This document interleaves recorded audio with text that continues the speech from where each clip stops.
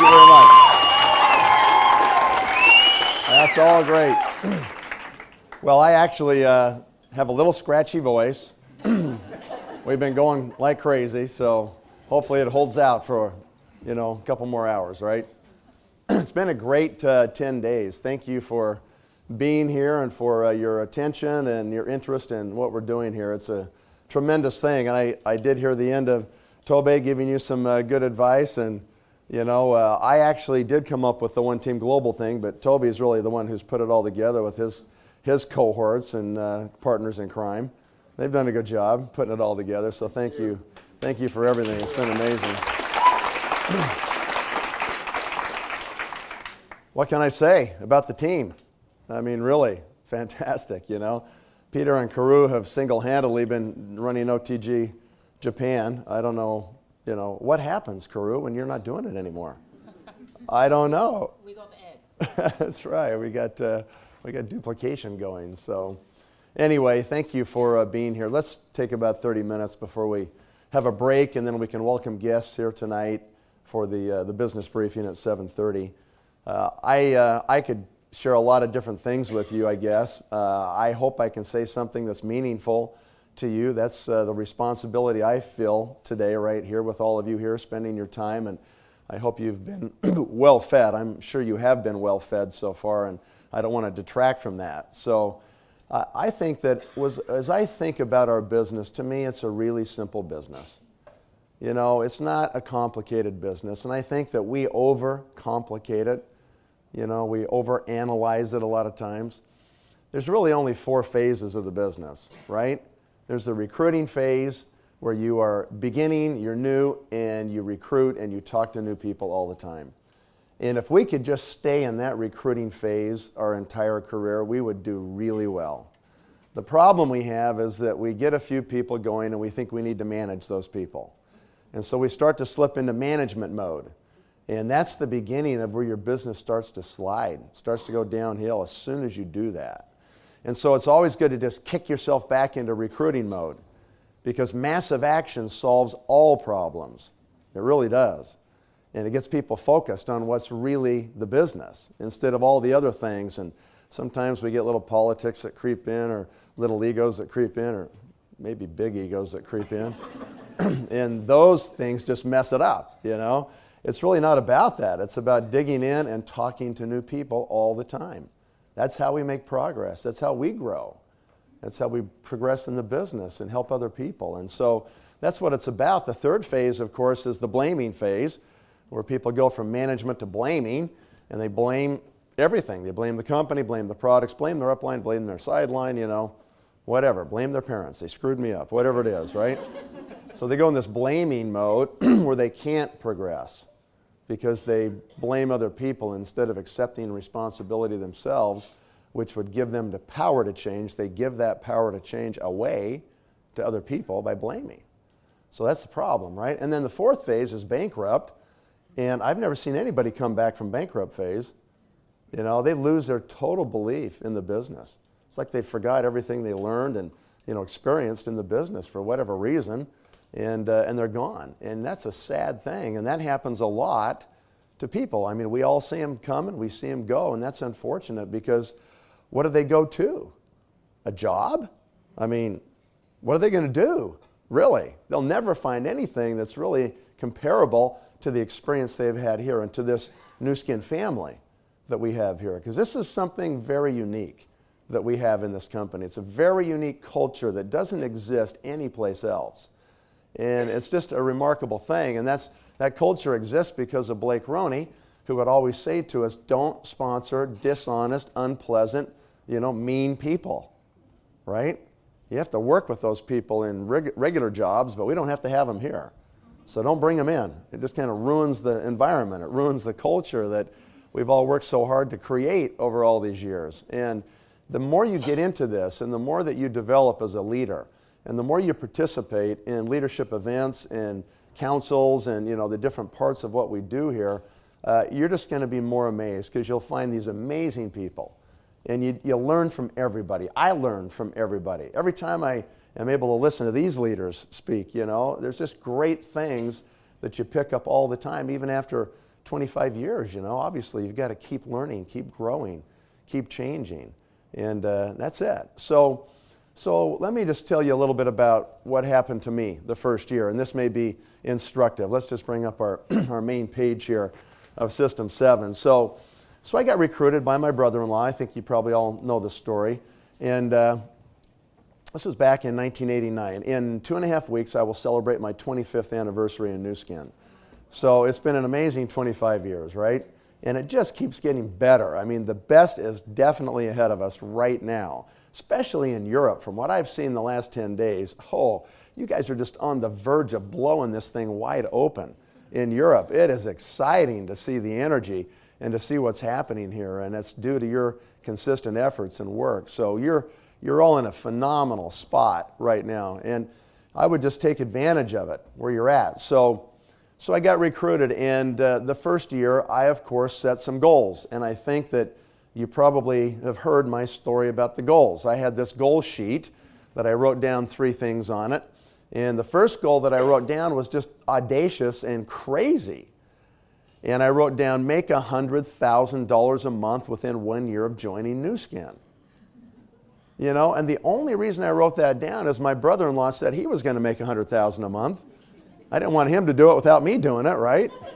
That was my only reason I wrote it down. I had no idea how hard that would be or what kind of work that would be.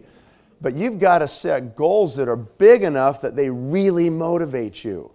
I mean, they really get you focused, and there's something big enough to really drive you. You can't say, well, when I become a blue diamond, I'll buy myself a Coke.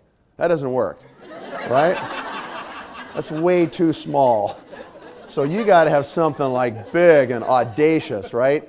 That you really want, you're really motivated by it, and you're really willing to work for it. So for me, I never really cared that much about cars or houses or anything. I just didn't want to have to worry about money.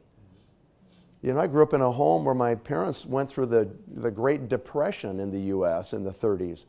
And, they had nothing. And so they would always talk about, we don't have any money, we don't have any money. I'd say, well, let's go there. We can't go there. We don't have any money. Let's go to Disneyland. We don't have any money. I pretty soon figured out we don't have any money. And I thought, I don't want to ever have to say that to my kids.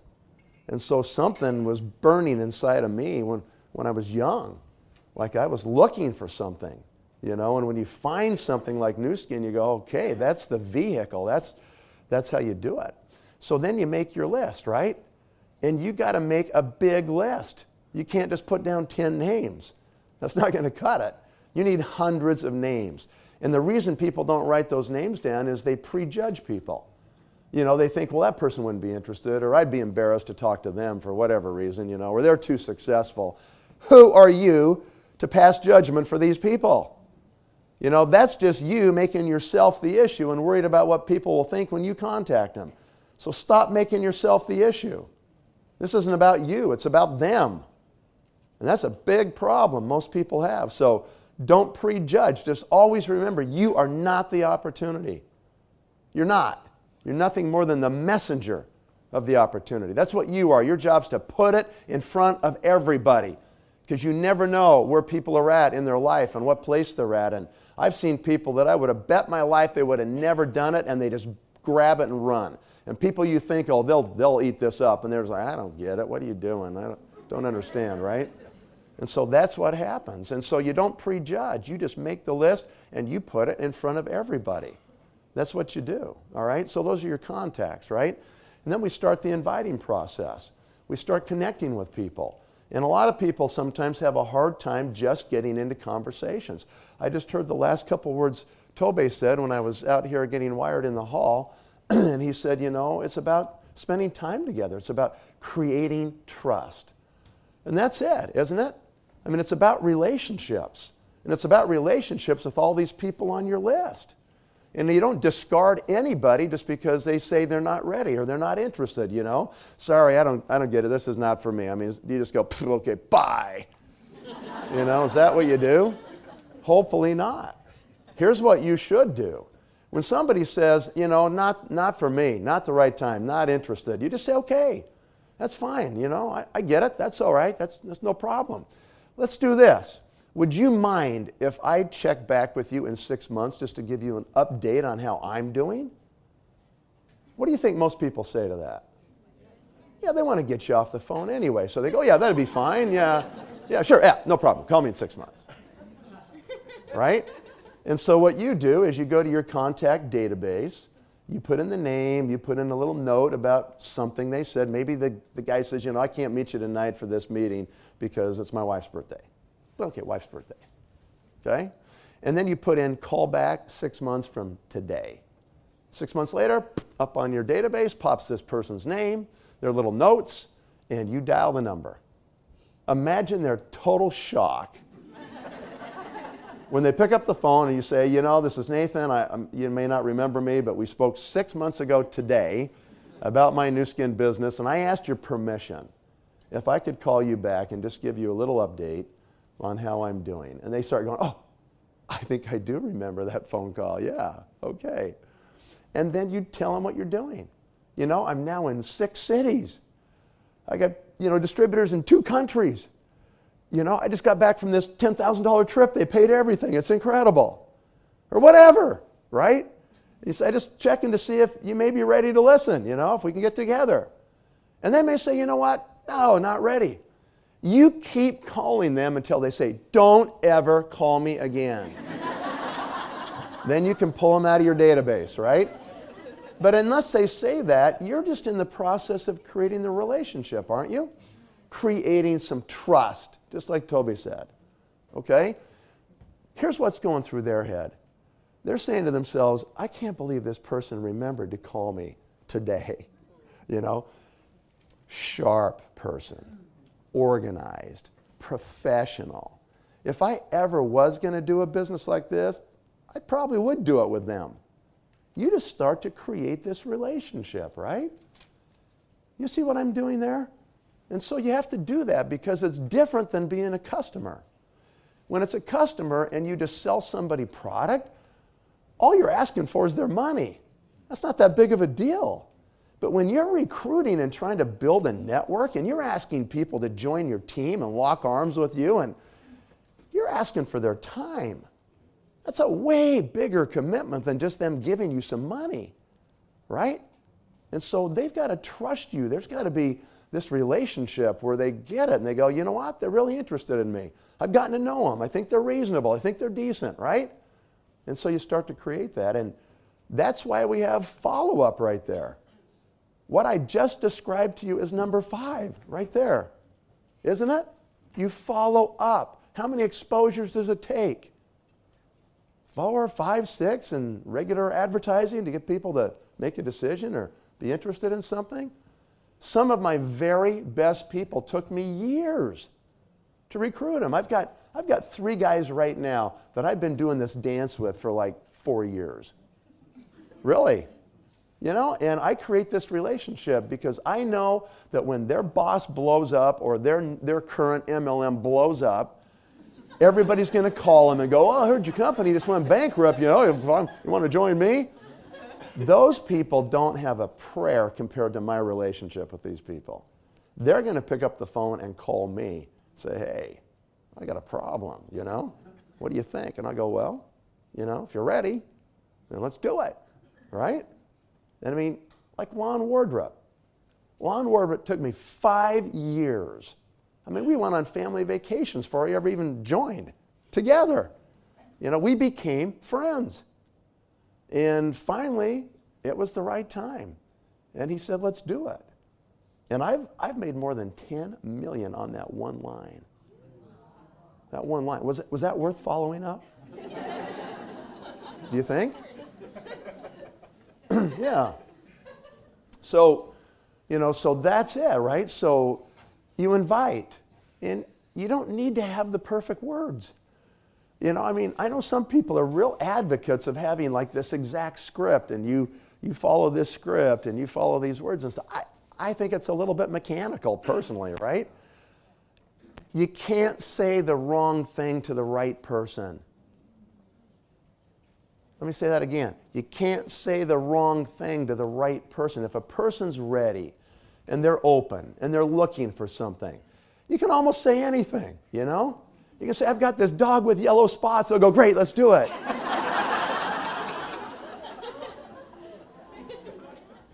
Because they're open, they know you're going somewhere, you're doing something, you're talking to them about something, right? And so they're open, they're ready. And on the other hand, you can't say the right thing to the wrong person. I've sat there and I've been doing a presentation with somebody and it's going good that day. Some days are easier than others. And I mean, like every word's on the tip of my tongue, I know what they're thinking before they think it, I'm slaying these people. It's like they don't have a prayer. And I get to the end and they go, oh, I don't get it. I don't see it. And you're a bit incredulous. Like, what are you talking about? I just did the best presentation I've ever done. What's wrong with you? They don't get it because they're not ready, right? They're not open. When I started my business, I realized there was a need for like a jingle or like a phrase, or something, a catchphrase that would stick in people's heads to remind them what to do every day. Like what's the daily action you have to do, right? So we came up with the 3 threes.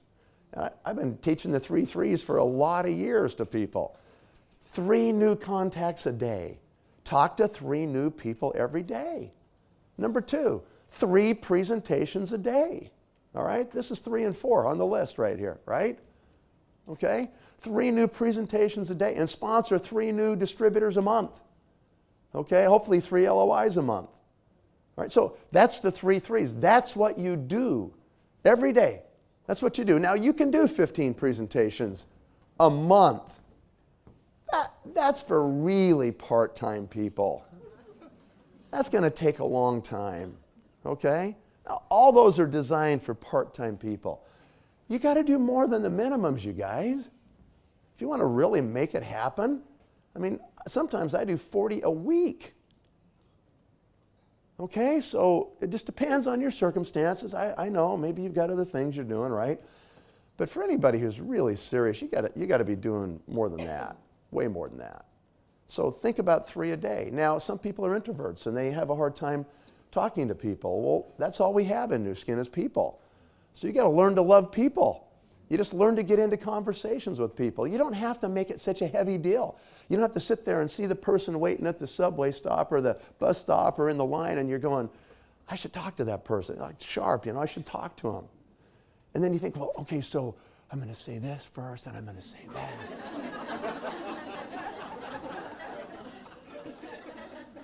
I don't find it works like that, okay?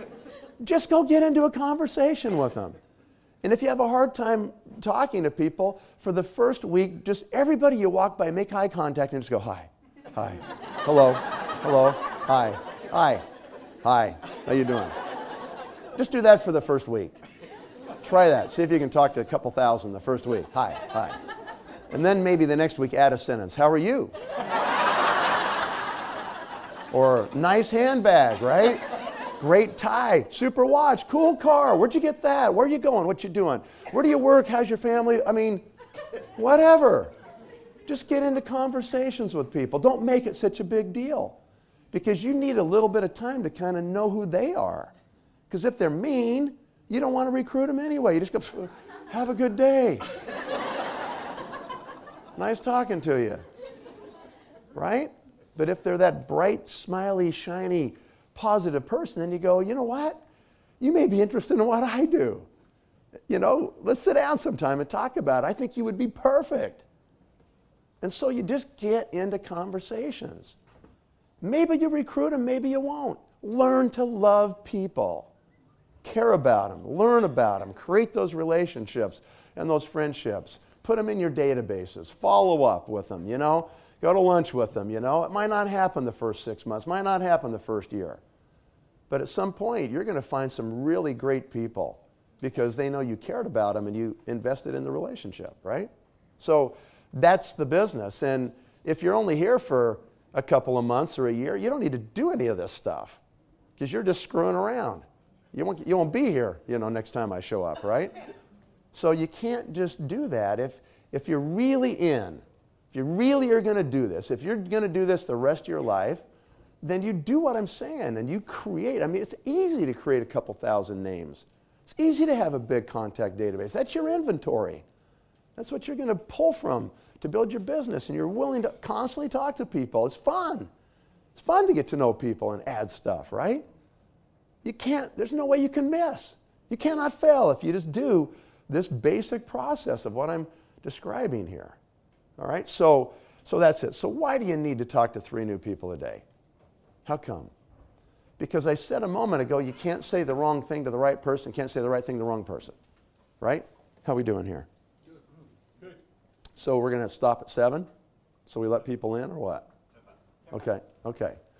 All right, so here's what you do. The reason you want to talk to that many people is because there's kind of a law of averages, there's kind of a set of numbers that you need to follow, and you have to find people when they're open. All right? And that's why you have to do so much of that. So, so what happens is, think of a clock. Just think of a clock, okay? People are only open, they're only ready to hear the business when both hands are straight up at 12 o'clock. That's when they're open. They're not ready at 3 o'clock. They're not ready at 6 or 9 or even 11. Not even 11:30. Only 12 o'clock. Most people spend most of their life closed. You know, they're just kind of like, they think they got their track, you know, they're just doing their job and they're going through their life, and they're not really that open a lot of times, right? It takes time. That's why you got to call them back, because everybody gets to 12 o'clock at some point. You just hope you're there when they're there. Then they're open, right? That's the point of it. So you can't make it 12 o'clock for people. You can't find them, you know, like at 9 o'clock and go, let me just wind that clock over. Okay, you're at 12. You're in. It doesn't work like that. It takes time for people to get to these points. And if you're not willing to talk to a lot of people, it's going to take a long time between finding people at 12 o'clock, right? So at 12 o'clock, they're totally open. Well, here's the problem. People join, they're in recruiting mode, they do it for a couple months, they sponsor 4 or 5 people, and they start going, oh, I think I'm going to be an executive. They get really excited. I think I'll manage these people. These people need some management, because that's what I used to do at my work. You know, so they start acting like these people are employees or something. You know, call them ahead. So how many people did you talk to today, you know? You going to send me a report? You know, what's going on in your business? You know, I've noticed you're not showing up as much anymore to the meeting. So, well, you know, what's going on? Are you fading away a little bit? Don't be doing that on me, okay? Don't you know you're my future retirement program? So let's get busy, okay? Remember, everything duplicates in this business, good or bad. And if you go into management mode, guess what they do? They start to manage too, like one person. They think they need to manage them. This drives people crazy when they feel like they're being managed. They didn't come here to be managed. They came here to be entrepreneurs and do their business, right? And so it starts driving them nuts. And sometimes people get on the phone and they'll say, well, you know, I feel like you're fading away. And they go, well, I am. I'm sick of being managed, you know? And they say, well, what are you talking about, you know? You remember those goals you wrote down? So come on, let's do them. They go, nah, I think I'm done. I'm not going to do it. And they go, yeah, you are. No, I don't think I'm going to do it anymore. Yes, you are. I'm not going to do it. Yes, you are. It's like they want to put them in a headlock, you know? You're going to come with me right now. I'm going to make you do this. You can't make people do it, can you? It's just amazing to me. I watch them just beat people to death. Just like, come on, what's wrong with you? Do business, I'm going to make you do it.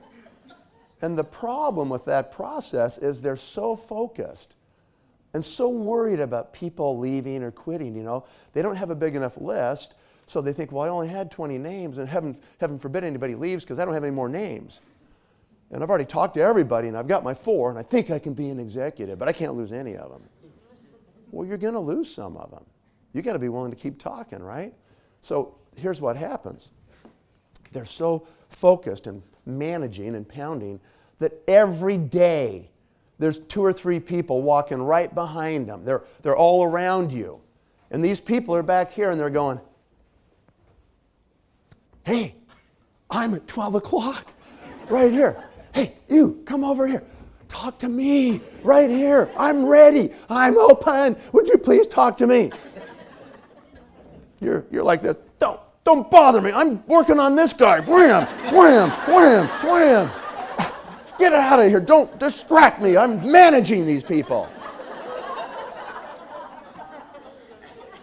And you miss all the people that are open, that are ready, that would talk to you, that would be great. Right?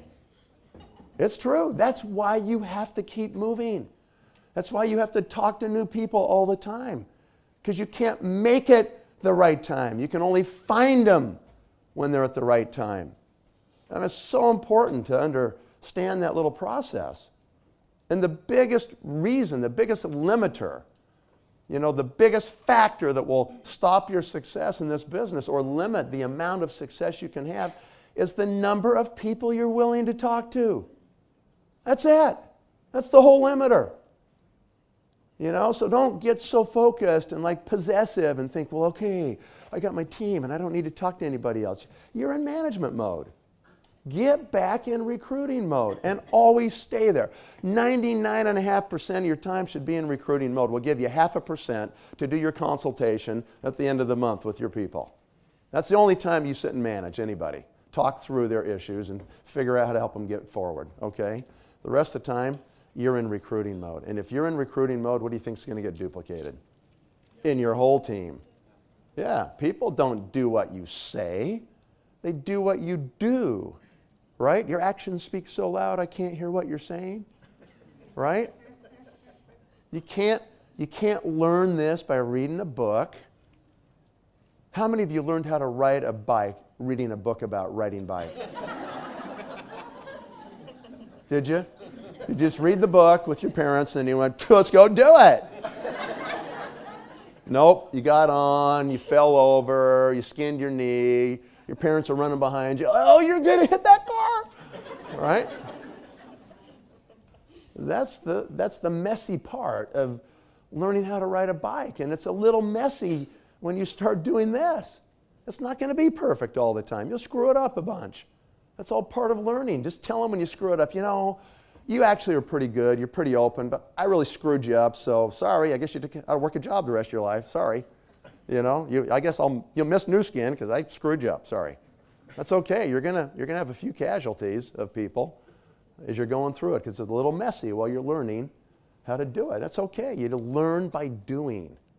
That's how you learn to talk to people, to get into conversations, to love people, okay? So like Kenton Worthington always says, training doesn't work, work trains, okay? So the crux of the issue is the number of people. So my first year, I tried to recruit about 300 people from my list, approximately 300 the first year that I contacted. I called them up and I invited them to come and talk to me, okay? And then I sat down with about 100 of those people for the presentation. A couple hundred said, nope, not for me, not interested, not ready, don't have any time, I don't have any money, I think they're pyramid schemes, they're probably illegal, I don't think you can make it. You ever heard any of those before? Yeah, because there's only 5. There's 5 excuses, and they're the same in every country. Once you got them all. That's it, okay? So I heard the same things you hear, still do, right? And so out of those people, 100 people sat down and had the presentation. And what's a presentation? Well, it depends what you're focused on and what you're doing, because a lot of things can be presentations. I can give them the 5-point presentation, which is pretty much what I've done my whole career, right? Once in a while, I've done scanning, deals. Once in a while, some other things I've done. But mostly for me, I'm recruiting. I'm always recruiting. I'm trying to find leaders. That's what I'm doing. And I let people default to the product. Okay, if they're not interested in the business, I just kind of let them default and we put them on some product if that's possible to do that with them. So you can do a one-on-one. You can do a 2-on-1, which I prefer, especially with new people, because they can learn by watching you do and listen and being there and participating. You're actually riding the bike with them, right, doing the business. And then you can do webinars, you can do conference calls, three-way calls with people. Those are effective when people are further distances away from you. You can do scanning sessions, you can do half-face demos with galvanic spas. You know, there's lots of ways to do presentations. Do 3 presentations a day. Okay? You're not going to always do all those yourself. In the beginning, they'll be for you. You're doing them for yourself, but as you start to sponsor, you're doing them with your team. Right? You're kind of driving lines a little bit. You're sifting down line and trying to get 2, 3, 4 levels deep in that leg the first month. That's what you're trying to accomplish, all right? So that's the process of presenting. 3 new people a day, 3 presentations a day. Out of those 100 people that I presented the business to, how many do you think actually became distributors on my front line? You probably know the story. 33 signed up on my front line. 33 distributors. At the end of the first year, how many of the 33 were left? 13. You know, and a bunch of the others thought they were doing it, but they had already quit. They just didn't know it, right? They were done. Okay? So I've got 13 that are, you know, doing the business. And either the person themselves or someone underneath them who rolled up became executives on my front line and made me a blue diamond in about 13 months, okay? So that was just massive action, 16, 18 hours a day, going as fast as I could go. Sometimes I just didn't have any time to get back to people. Some people fell through the cracks. That's okay. When you got that many people and it's happening like that, it's okay if a few fall through because you're just doing what you can do. And the ones that are real aggressive, they'll get to you. They'll find you somehow, right? And you always tell your downline, you should put me to work. Because I'm not home twiddling my thumbs going, oh, why aren't they calling me? I'm not in management mode. I'm in recruiting mode, right? And if you're not having me talk to your people, I hope you're writing this down or recording this because you need to say this to your people. If you're not utilizing me to talk with you and your new people and the people you're going to recruit, believe me, I am working with somebody else creating your competition. That's what I'm doing. I'm not sitting home doing nothing, okay? So let them know. Put a little fear of loss in them. You know, that your time's valuable and you're going to do it. And if you don't have people calling you, what do you do? If you got a bunch of people and they're just not really cutting the mustard, what do you do? Go recruit. Replace them. Let them go. That's one of the hardest things for new distributors to learn is that if they're not really cutting it, they're not calling you, they're draining energy from you instead of giving you energy. That's kind of my main measurement. When I get off the phone call, do I feel drained of energy after talking to that person, or do I feel energized after talking to that person? You know, and we all have people that get to this point where they're draining energy off of you, right? What do we call those people? Vampires. Energy vampires. They're energy vampires. They just stick their fangs in your neck, just suck the blood out of you while you're talking to them. You get off the phone and you're like, I don't think I can do this anymore. That person is killing me, you know? It happens to all of us. If you've done this long enough, you get people like that, you know? It's like they want to talk about everything but the business. I'm not your marriage counselor, okay? You know, I'm not a shrink. I'm just your upline, okay? And so you have to cut them loose. So you make your goals, you make your contact list, you invite them, you know, you talk to people, you present to people, you follow up, and you finally get them started, and immediately you got to decide how to get rid of them. Isn't that a weird statement? You're like, what are you talking about? Yeah, after all that work and pain, time is your limiting factor. You've got to find people that are open, which means you've got to keep moving, keep talking to lots of people. Not get sucked into people that are energy vampires that drain your energy and suck your time. You've got to learn to cut them loose, right? Stop dragging them. Don't put them in headlocks. Anytime you're trying too hard, it's slowing you down. Just remember that. You know, trying to drag them along, trying to pump them up, you know, you get off the phone, and they're like, you get on the phone, and by the time you're done, they're like, yeah, I think I can do it again.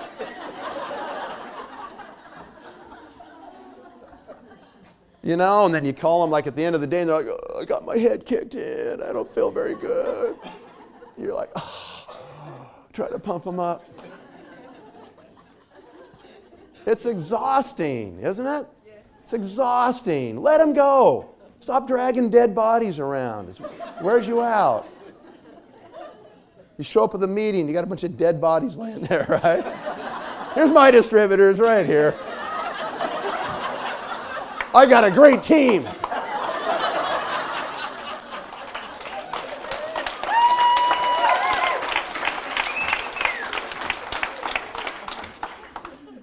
So, cut them loose. Go find new people, because there's plenty of new people out there, lots, okay? Find the people that are open, that are ready. I always listen. When I get these new people, I kind of put the ground rules in place. And I say, one, you will call me every day. I'm not calling you. You call me every day. I want to hear what's going on and how we're going to work together today. Who we're going to talk to, who the new people are, what three-way calls you need, what webinars you need, if we're going to meet people for lunch, or if we got a meeting at somebody's house, or next week when you need me. You know, I want to talk about sponsoring and recruiting and who we're moving forward with. I'm not here to be your shrink and talk about all this other stuff, okay? I love you, that's great, but let's work on something positive in your life and move it forward, right? And so that's what we focus on. And if we start slipping on that, and the calls aren't coming, you know, I mean, I'll let it go like 3-4 days, maybe a week, and then I'll call them. And I'll just say, you know, John, the deal is that you call me every day, and you haven't done that for a week. So I'm just calling to find out what's up, you know? Where are you at? Are you like distracted with work, or, you know, you got other problems going on? I mean, what's up? Talk to me. You know, I need to understand where you're at so I can match energy for energy here, right? And if John says, yeah, you know, I'm not there yet, man. I've got too many other distractions. I just can't give it that effort right now. I go, fine. That's okay, you know? This is the last call I will ever give you about Nu Skin. Now, we'll still be friends. It's not going to change our friendship, okay? Our relationship's fine. But if you're not in the game right now, I owe it to the other people who are in the game to give them my time. And I'm not going to sit and worry about you and focus on you anymore, because I'm not getting the reciprocal energy back from you, right? The involvement. And that's what you got to do. And you just tell them, look, if something changes, call me. But then you know, instead of like playing this stupid game and like trying to hope against hope that you're not going to hear what you know you're going to hear. Okay? Most people are not going to do it.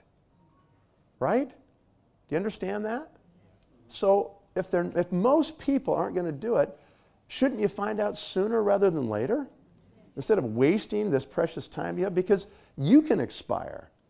You know, you're not invulnerable, right? I mean, you could expire if you spend too much time at this business in places where you're not getting traction and you're not doing it in, you know, appropriate way. You're not talking to enough people, and so it's just too slow for you. You can expire. And that's a sad thing. You don't want to get in that spot. So be real about it. Think about what you're going to do and who you're going to work with, and constantly evaluate where they're at and how much energy they're applying and how they're sponsoring and how many people they're recruiting. That's where you spend your time. You spend your time where there's fire. Wherever the fire's burning, that's where you go, right? You spend your time there, and you just keep adjusting all the time about where you're going in terms of spending time. Okay, well, that's really most of what I wanted to give you for training today. It goes a lot faster when you don't have translation. There's lots of other things we could cover, but I don't want to dilute the message I just gave you. So let's recap. What's the message you just got? That's it. Stay in recruiting mode your whole career. Then you'll always be happy. When people get into management or blaming mode, then they start to bicker, the egos come up, people start going, whoa, they put like 3 of their people on the stage for testimonials and like only half of mine got up there, you know, and just stupid stuff comes up, right? It's just ridiculous. So stay out of that petty stuff. Keep the big picture in mind. Stay in recruiting mode all the time. Understand why we have these 7 steps right here in the workflow, because that really is the business. Right there. That workflow is recruiting mode. All those things right there are recruiting mode. Right on that workflow right there. Okay? All right, we'll take a quick break. See you at 7:30. Thank you very much.